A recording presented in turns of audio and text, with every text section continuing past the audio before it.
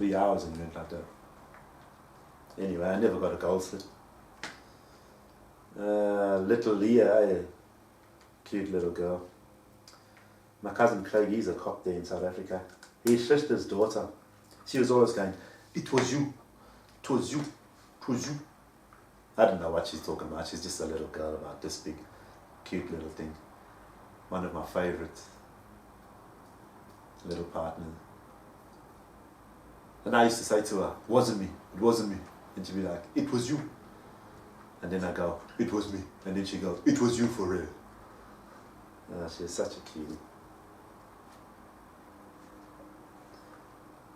Anyway. I was supposed to do the jump at Moses Madiba Stadium with Grant's daughter. What's her name? Beautiful young girl. But I never pushed for it to happen. I wanted it to happen, but I never pushed for it to happen. Because people are treating me like an idiot now. And I feel they're treating me in some kind of sexually, in some way, where they're making me feel like these young girls around me, they're making me feel like I'm viewing them in some kind of sexual perspective. You know what I'm saying? Yeah, making me feel swag.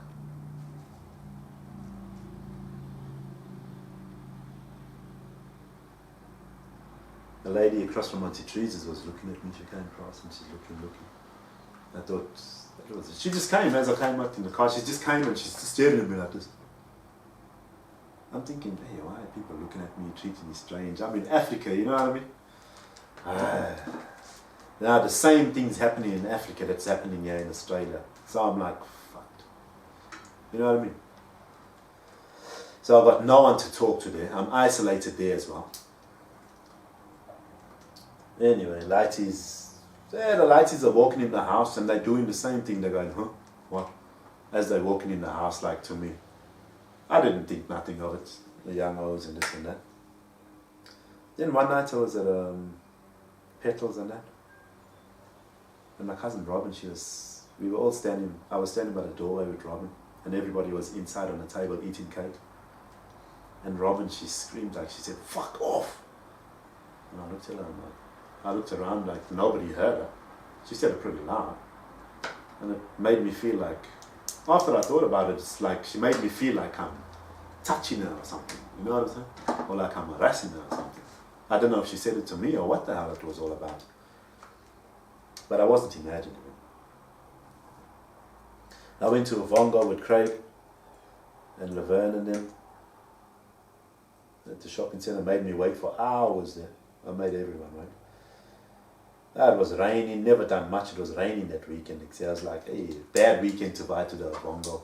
It was raining, shitty weather, depressing weather.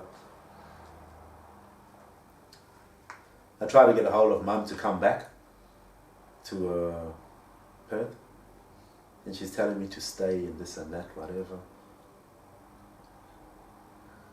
You know, she's saying to me, where are you going to stay when you come back, this and that. She's stressing me out now. She's basically saying to me, I've got nowhere to stay when I come back and everything. So I'm feeling a little stressed out, you know. I've been trying to get a hold of her. I can't get a hold of her. When I do get a hold of her, she's talking to me in a shit way, you know. And telling me where am I going to stay when I come back and this and that. So I'm feeling... I can't do anything now. You know what I'm saying? I'm in a position where people are frustrating me, bullying me and teasing me. And I can't do anything about it.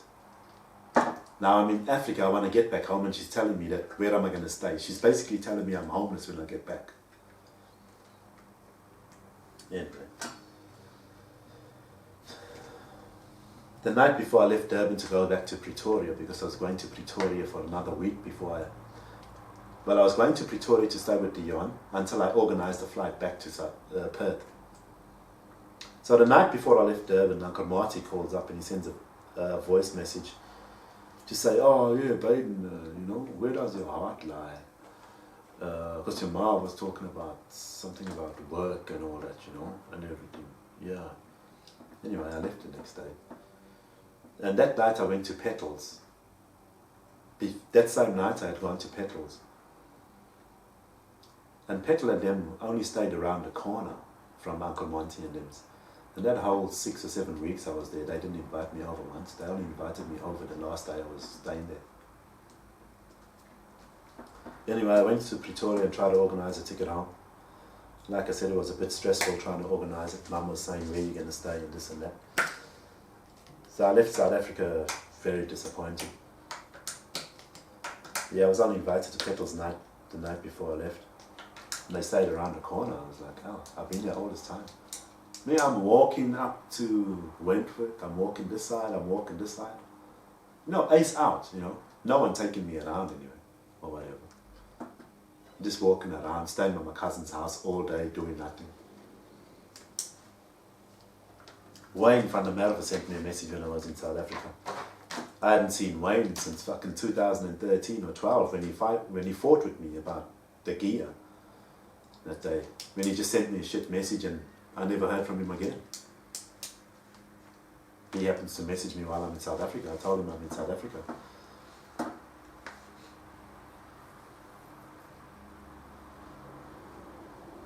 Anyway, I got back to Perth in September. Went down to Aldi's over here with my mum. Now I'm walking around Aldi's, I checked Jermaine.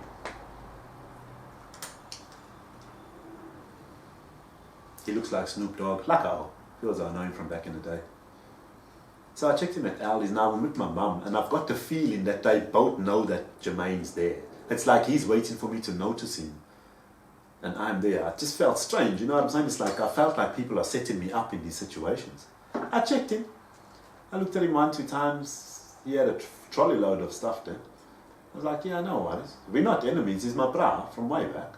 You know what I'm saying? Like, I'll talk to him and all that stuff. But I wasn't talking with anybody because I don't know what's going on in my life. People are just ignoring me. You know what I'm saying? People are just ignoring me. It's like they were waiting to see if I remembered who they were, if I noticed them. And I'm not imagining things. Anyway, I saw Jermaine there. I didn't talk to him. I felt like my mother was waiting for me to talk to him. I'll tell you why I saw him there later. Anyway, I'm looking for a place to stay now because I've got to move out of my mum's place. She's carrying on for herself again. So I'm looking for places to stay. You know, fucking people are making me feel like I must need them in my life. You know what I'm saying? Then I started looking for a place to stay, this and that. Then I got a Homeswest place, this place I'm in now. In October 2016. Just happens to be the same street that the Korggi, the drug dealers up the road, used to stay on. And the guy's Phill. The same street as these people. I got a house in the same street as them, coincidentally. I thought that was, alright, wow. Anyway, out of all places, I got a house on the same street as them. Anyway, I bought a bike from Rockingham. The Buskers in Frio and Perth are playing faster now when I walk by. They're playing the music fast. I'm walking by, then they play the music fast, like. And it almost makes you want to walk faster, you know. And they're talking shit to me, so. Like they got these little mics and all that shit. They're talking crap to me, they bully me. Huh? What? And when they're talking, they throw in little things in the middle, little derogatory comments. What's that? Oh, yeah, everybody. They bully me, you know. The Michael Jackson guy, I'm feeling offended, but the Buskers. The one singer there. Whenever I walk past, he sings like, he sounds like he's struggling to sing. It sounds like a bit hostile, you know. It makes you feel like a little tense. And anyway, the Brazilian guy on the guitar. And these beautiful little girls there that sing, hey ya, hey ya. But they sang it in a really slow, different style version. Anyway.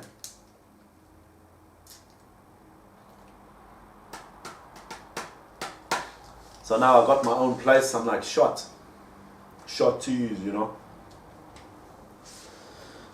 I went to see the guy Chris there, and when I spoke to him in Homeswest, he also done some cookie book things like, he said something like, yeah, forever, for good or forever. You know, without actually talking to me or looking at me, that's what he said. Anyway, we spoke, and he said to me that he had a vascular necrosis as well. He had to wait 6 years or something to get a hip replacement. So, he said he had a vascular necrosis. So we kind of got something in common, but it's they're talking to me without actually looking at me and moving their mouth. It's that bullying thing that's got me mystified about people. Right? Yeah, forever. Never in my life have I encountered this kind of shit, bro. Like bullying, getting bullied, yeah, by people, diplomatically bullying me. It's like because they're not looking at me and moving their mouths, they're getting away with bullying me. So if I stand up to them, they will make it look like I've got a problem, and then I'm going to look violent and aggressive. All they're going to say is, I never said nothing, bro. I've never experienced this in my life, yeah, being bullied like this. Man. I didn't know that people actually do this. I'm still shocked today. I'm flabbergasted. Anyway.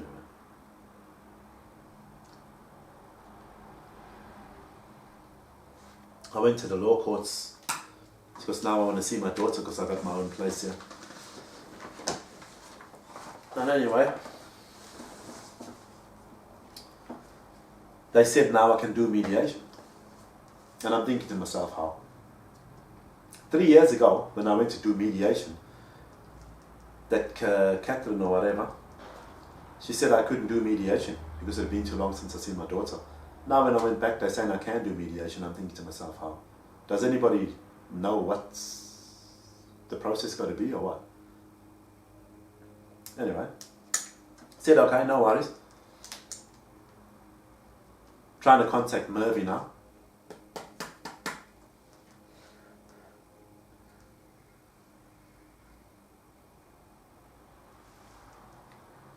So I've got to do mediation. So now the lady at the court said, try social media, her friends, her family or whatever. I said, yeah, cool, no worries. I tried Facebook, I tried a family, I tried a friends, couldn't find no one. So I went to the Electoral office in town so I can have a look at the Electoral roll to see if I can find Mervy or her mother's address. So I can send them a letter and request mediation from Mervy about my daughter.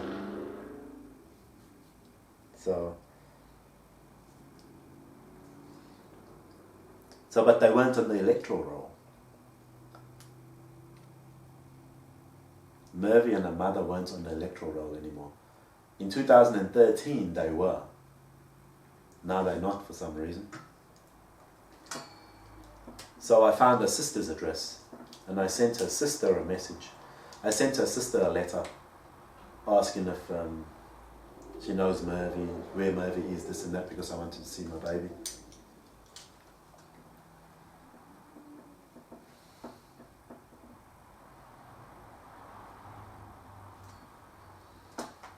To try and do mediation.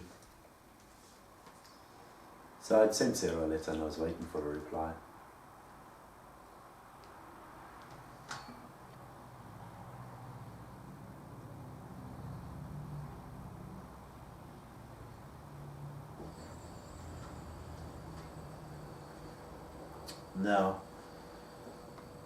Now me, I'm talking to my TV, right? To whoever these people are. Every day, they bully me, they're making me angry and frustrating me, you know what I'm saying? They're just constantly frustrating me and bullying me like, huh? What? Huh? And doing these TV tricks and all that, frustrating. Huh? It's in my own house. People on the TV bullying me. You know how annoying and frustrating that is. I can't watch normal TV. There's people fucking watching me through my TV, bullying me. They're making me angry, frustrated, and they're playing on my thoughts. You know what I'm saying? When I'm sitting there thinking, they want to say something.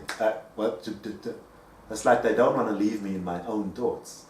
They keep distracting my attention. So my mind is never relaxed, and I'm always getting frustrated and pissed off. Every time I think something, they say something through the TV, through the radio, or some kind of sound waves. I can hear them with no TV, no radio, or nothing around me.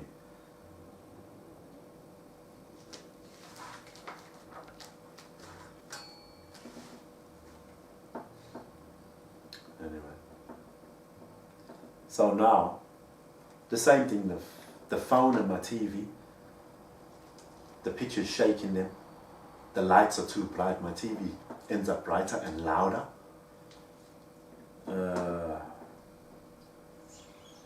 Same on my phone. My phone takes long to process information, and the pictures come on quick. You know, it's like something to do with my eyes, like they're trying to mess with my eyes.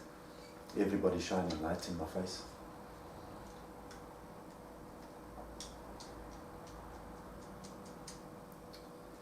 And so now I'm not watching TV or listening to the radio.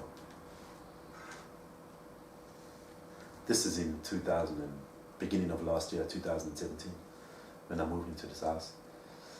Now Mervy and Mel, they're not an electoral role. I found Sarah, her sister. Now I was talking to the TV about my situation with Aaliyah. So I'm talking to these people that I don't know who they are, these people that are bullying me. I'm talking to them about my situation, about my daughter. And then all of a sudden, Sarah calls.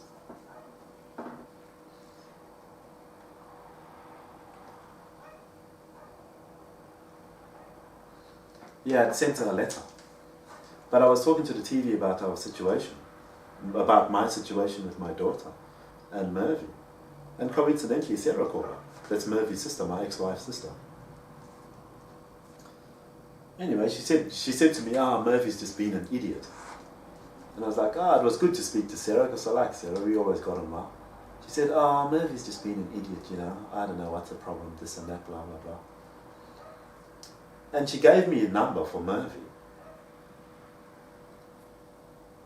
And it just happened to be the same phone number that I used to try and contact Mervy on from 2006. So all those years, Mervy's been on the same number. I've left messages, countless messages for my daughter on her birthday. I've left messages for Mervy. So that means all this time she's just ignored me. You know, she's just ignored my messages. But she's on the same number now. I was flabbergasted. I said, wow, really? She's like, yeah. She's just been an idiot. Anyway, I was in the kitchen one day. And this TV people are talking to me now. And they said something to me about, you put it in your ass. You know what I'm saying? I said, you put it in my ass. And it's like, I'm thinking, how? What the hell are they talking about? So I'm thinking now. I'm trying to see my ex-missus.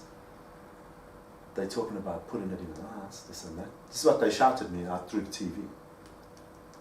I was doing this. And I was pretty shocked. I was like, so I put it together. So how did I know about something happening with me and my ex-wife? These people in the TV. Because that's pretty personal information. Nobody knows that. It's nothing I talk about to anybody. A situation that happened one time with me and my ex-wife. And I thought there's only a couple of ways they could know that is through my ex-wife, or what she said about me, or that situation, because that's pretty personal information. How do these people in the TV know? That's what I was thinking. But there was so much going on in my life, I didn't narrow it down to who these people in the TV might be. To me, they were nobody, they were anybody. There's no one I had in mind who they might be. Because they keep saying so much stuff, it's like a conspiracy in my head. I don't know who it is. But they know my personal information. So anyway, I went to Carousel, walking along. This time I'm in now. I got big ass baggy shorts on. I don't really care about how I look. I got a big ass beard. Because of the shit in my life that's going on, I'm not looking after myself now like I should. I'm not feeling myself. You know what I'm saying? Because I don't know why people are treating me bad. So now it's showing in the way I dress, the way I'm acting, the way I walk. You know, I'm caring less. Anyway, I saw Maresce at Carousel. Beautiful Maresce, Chillum. Chillum? Maresce Chillum? Yeah, Chillum. Maresce Chillum. I saw her at Carousel. We've got a short history together. I saw her and she looked at me quite solemnly. You know, she's like, it's like she looked at me, but she didn't express any kind of feeling. The only feeling I got out of the way she looked at me was, it was kind of like she was mad at me for something, or sad. It's like she was sad or mad, but not too sad or mad, you know? And there was so much going on in my life at the time, I didn't bother talking to Maresce because she was walking with a friend. And she saw me, we looked at each other, and she just had this look on her face. Yeah, I don't know if she was mad at me or sad at me or whether she wanted me to recognize her, and I thought, I can recognize you anyway, you're a very beautiful woman, you know. I can recognize you in an instant. But anyway, yeah, and so I didn't talk to her because everything that was going on in my life, and I was spewing because I've never got a chance to see her or talk to her again since then. I would have loved to talk to her, but as things were going on in my life that I didn't know why they were going on. Then I also felt that I didn't want to bother her with all the crap that was going on in my life. A beautiful woman like her, you know, she's got a beautiful family and kids, you know. And I'm thinking to myself, I've got all these problems in my life and people are treating me like an absolute, calling me a rapist, a pedophile. My family's treating me bad. Everyone's disregarding me.